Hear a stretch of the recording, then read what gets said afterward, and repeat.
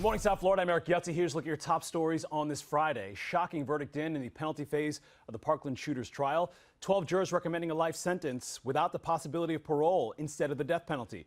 The verdict of those 7 men and 5 women who made up the jury. We know there were 3 jurors who believed the defense's mitigating factors, which were related to the shooter's mental health, outweighed the aggravating circumstances presented by the prosecution. During the case, Broward Judge Elizabeth Scherer will issue a formal ruling on his sentence on November 1st when the court reconvenes. On sentencing day, the families of those 17 who were killed in the shooting at Marjory Stoneman Douglas High School back on Valentine's Day of 2018 will be there to testify. Thursday, they expressed their anger, sadness, and shock by the jury's recommendation. Some of them say they woke up without a doubt in their mind that the shooter would be sentenced to death. Most of the jurors we spoke with told us the recommendation did not go the way that they had hoped for either, because at least one of them firmly voted for life. There was nothing the jurors who agreed on the death penalty could do about it.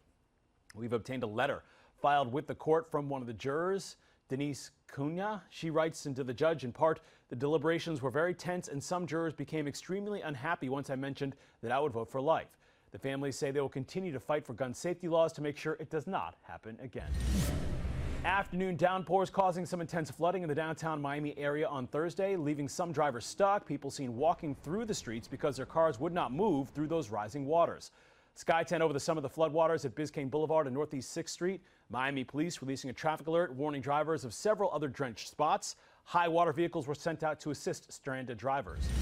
And a woman from Haiti who had a 16-pound facial tumor removed here in Miami back in 2005, now back in South Florida visiting those who helped treat her.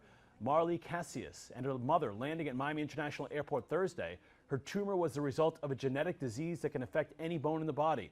As the condition develops, even after her surgery, her family says they are still happy she's getting a chance to live life to the best ability here in the States.